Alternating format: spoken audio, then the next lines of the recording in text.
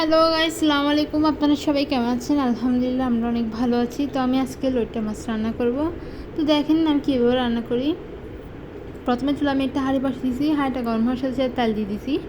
তারপর তেল যখন একটু গরম হয়ে যাবে আমি এখানে পেঁয়াজ দিয়ে দিব, তারপর রসুন কুচি দিয়ে দিব। পেঁয়াজ আর রসুন কুচি দেওয়ার পর একটু তেলের সাথে ভালো করে নেড়ে চেড়ে হালকা একটু ভালো করে ভেজে নিব পেঁয়াজগুলো। তো দেখতেছেন আমি একদম পেঁয়াজগুলো একদম ভালো করে নেড়ে চেড়ে ভেজে নিচ্ছি। এবার একটু পেঁয়াজগুলো হালকা নেড়ে চেড়ে নিচ্ছি।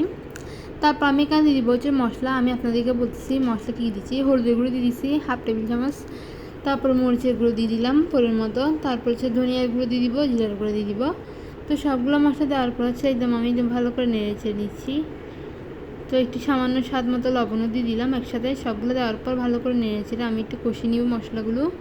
তো ভালো করে নেড়ে চেড়ে নিচ্ছি। তারপর আমি একটু অল্প পরিমাণে পানি দিয়ে দিব যাতে মশলাগুলো পুড়ে না যায়। তারপর চুলার আঁচটা মিডিয়াম করে রাখবো। মিডিয়াম আঁচের মধ্যে মশলাগুলো কষানো হয়ে আসলে তারপর আমার মাছগুলো আমি দিয়ে দিব। তো আমি এখানে অল্প পরিমাণে পানি দিয়ে হালকা একটু নেড়ে নিচ্ছি যাতে মশলাগুলো একদম ভালোভাবে কষানো হয়ে আসে।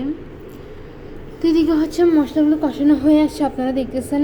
তাই আর একটু ভালো করে নেড়েছি আর চুলার আঁচটা মিডিয়াম করে আসছে যাতে মশলাগুলো পুড়ে না যায়।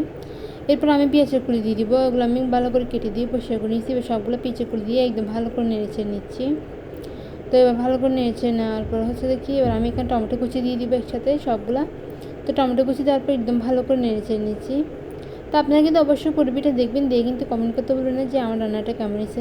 তো কার কার এরকম রুটি ফিশ খেতে ভালো লাগে অবশ্যই কিন্তু কমেন্ট করে জানাবেন। তো হয়ে আসছে আমার মশলাগুলো কষানো প্রায়। এবার মশলাগুলো কষানো হয়ে আসলে তারপর আমি এখানে মাছগুলো দিয়ে দিব। তো দিয়ে দিলাম লটিয়া মাছগুলো আমি। তো এগুলো হচ্ছে আমি আগে থেকে কেটে দিয়ে পরিষ্কার করে নিয়েছি। তো একদম ভালো করে লটিয়া মাছগুলো আমি একদম পরিষ্কার করে ধুয়ে নিয়েছি। তারপর সবগুলো আমি এখানে মশলার মধ্যে দিয়ে ভালো করে নেড়ে নেব।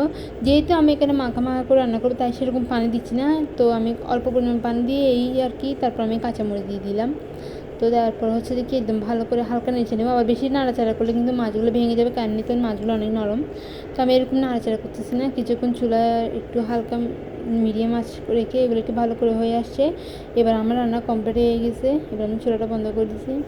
অবশ্যই কমেন্ট করবেন যে কেমন হয়েছে রান্নাটা, আর কার কার খেতে ভালো লাগে অবশ্যই কমেন্ট করে জানাবেন। তো আমার পুরো ভিডিও হচ্ছে এখানে। সবাই ভালো থাকবেন, সুস্থ হবেন। আল্লাহ হাফেজ, টাটা, বাই বাই।